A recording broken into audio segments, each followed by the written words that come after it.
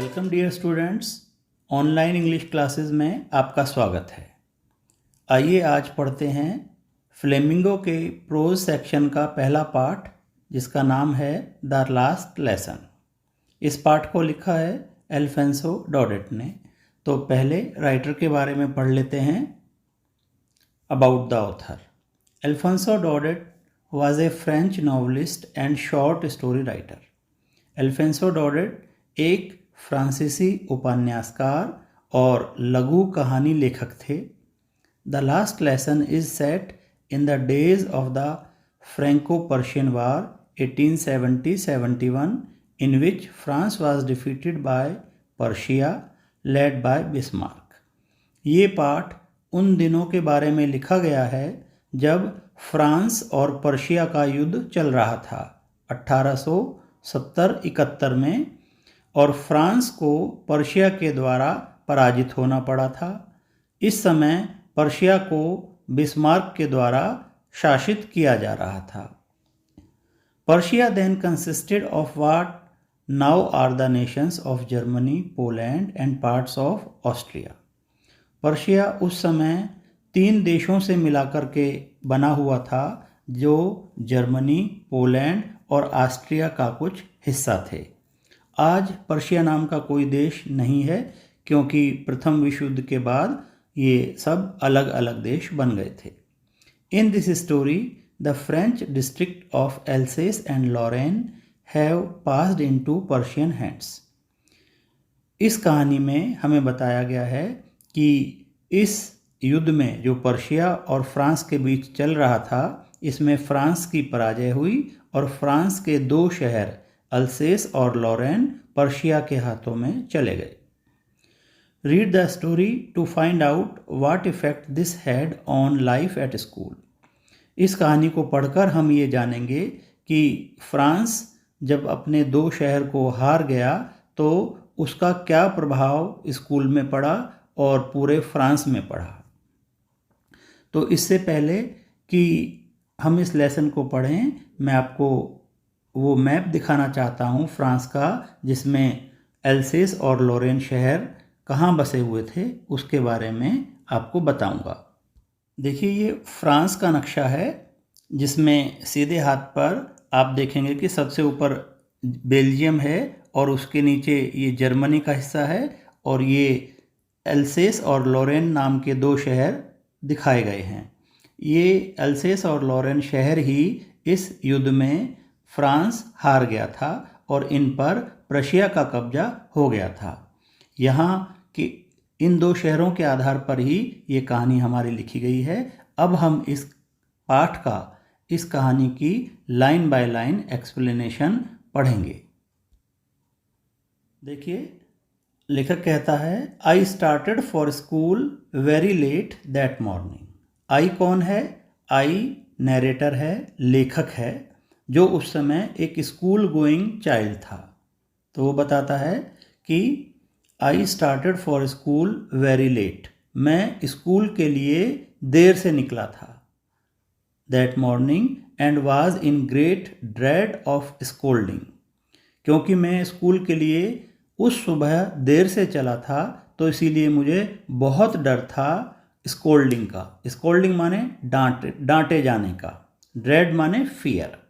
तो मुझे ये डर था कि मुझे स्कूल में डांट पड़ेगी। Specially because mister हैमल had said that he would question us on participles.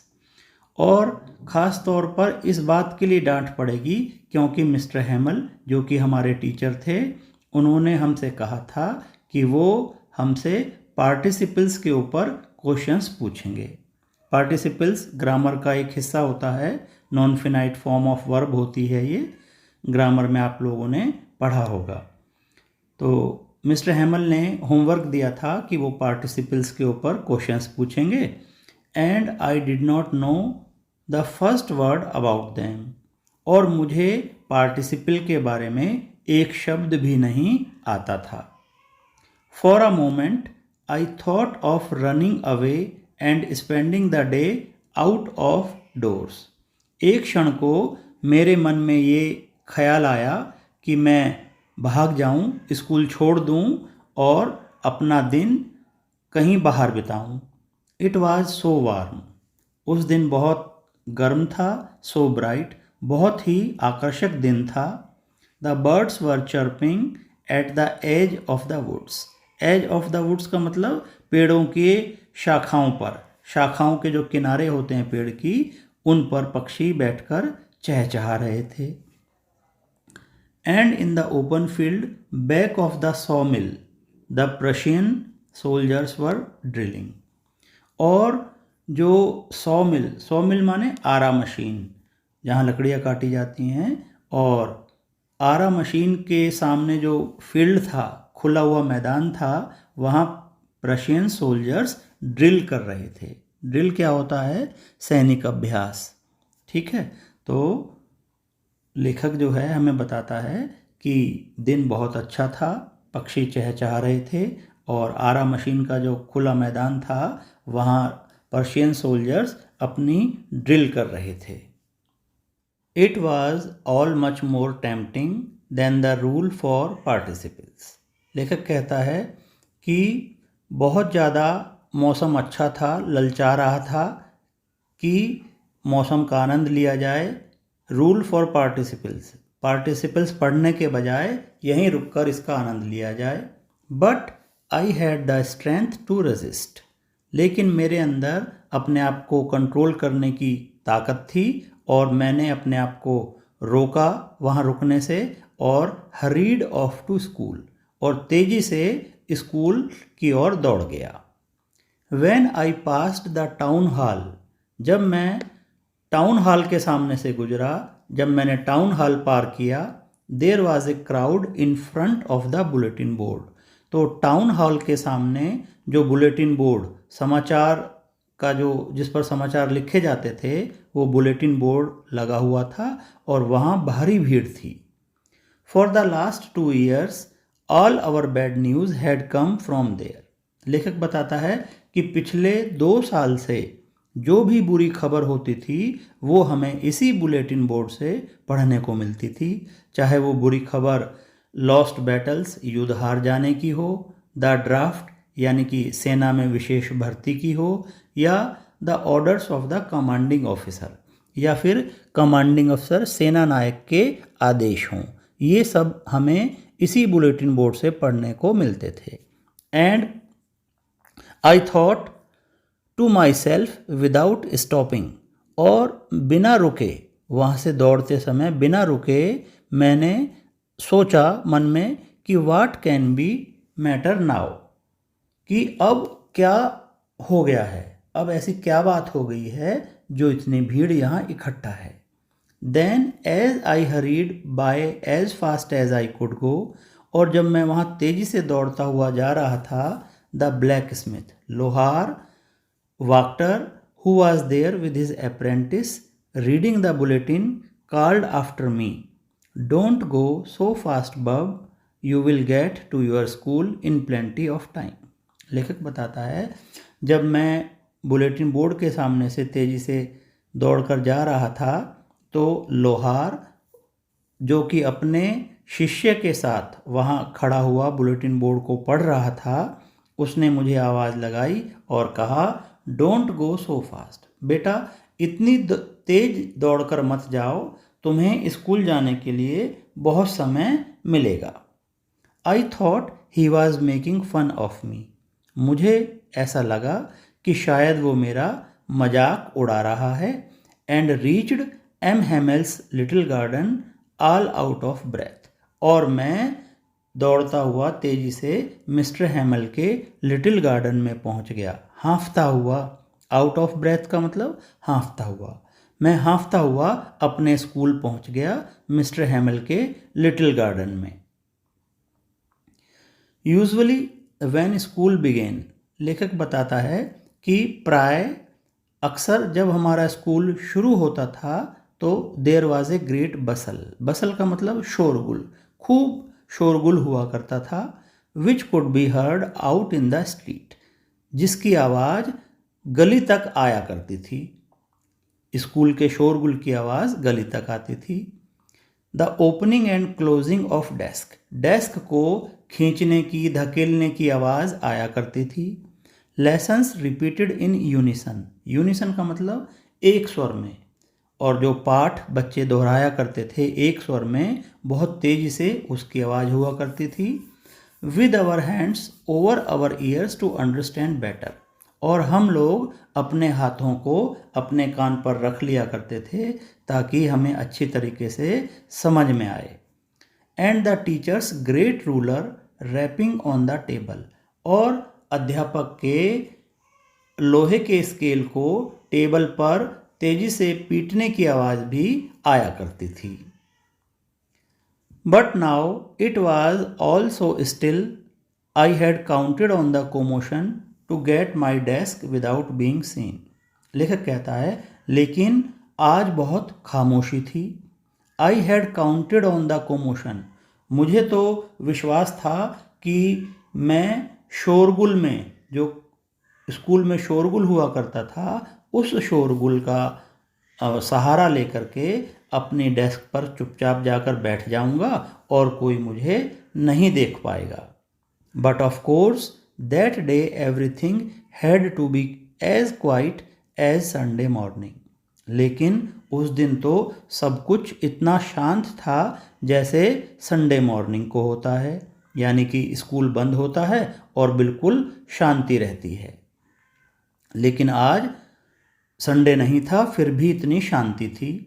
Through the window I saw my classmates already in their places, मैंने खिड़की से देखा कि मेरे सभी सहपाठी अपने अपने स्थानों पर बैठे हुए थे। And mister हैमिल walking up and down with his terrible iron ruler under his arm, और मिस्टर हैमिल कमरे में आगे पीछे घूम रहे थे और उन्होंने अपना भयंकर लोहे का स्केल अपनी बाजू में दबाया हुआ था।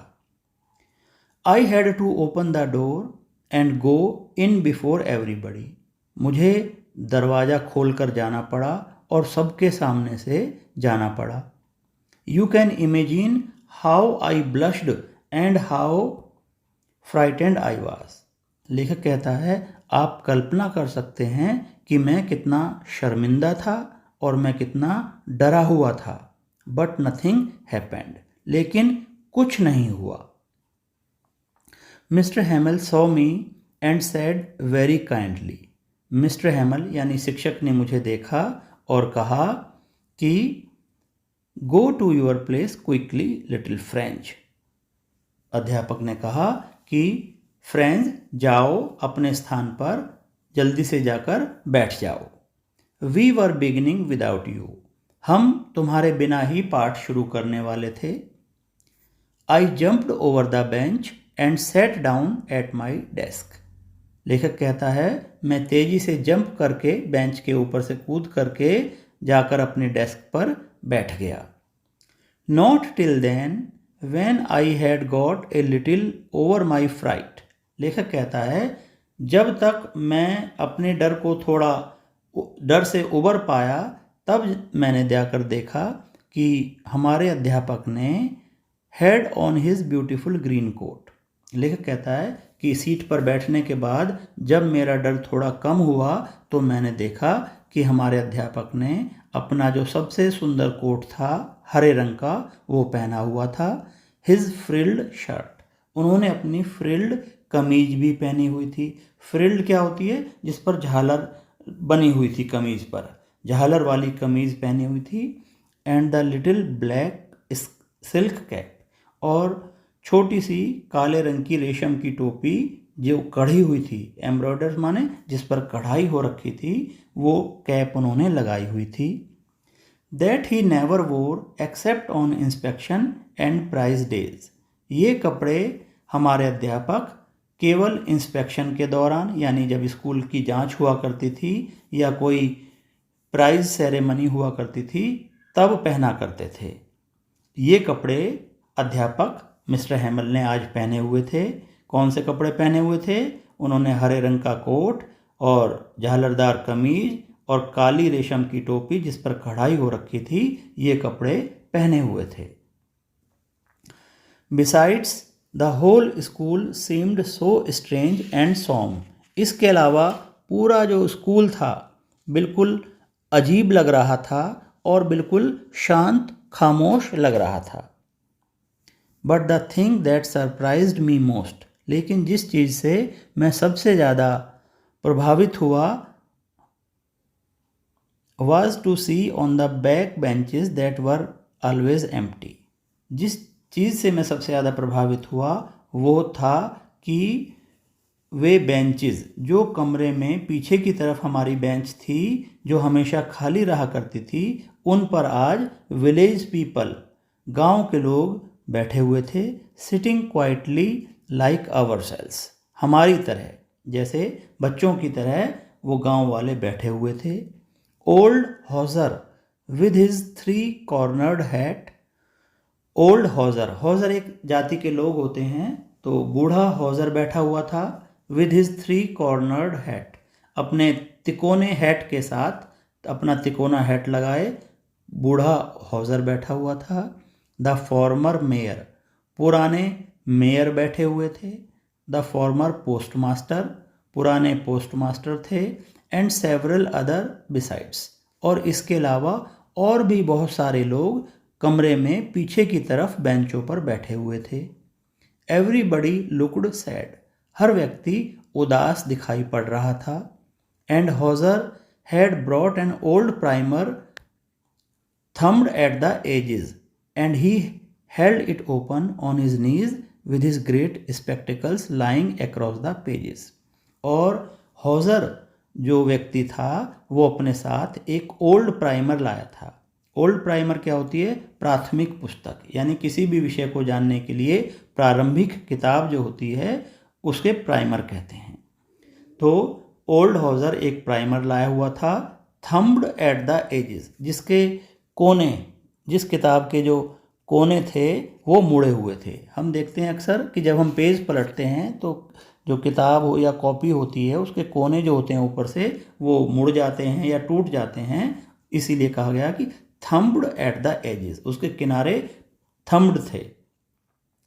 And he held it open on his knees, और उसने ये किताब अपने घुटनों पर रखकर खोली हुई थी। With his great spectacles lying across the pages, और उसके जो चश्मे थे, उसका जो चश्मा था हॉजर का, वो पेजेस पर रखा हुआ था, पेजेस पर पड़ा हुआ था। तो आज के इस लेसन में हम यहीं तक पढ़ते हैं। अगली जो बाकी का पार्ट है वो हम अपनी अगली वीडियो में पढ़ेंगे।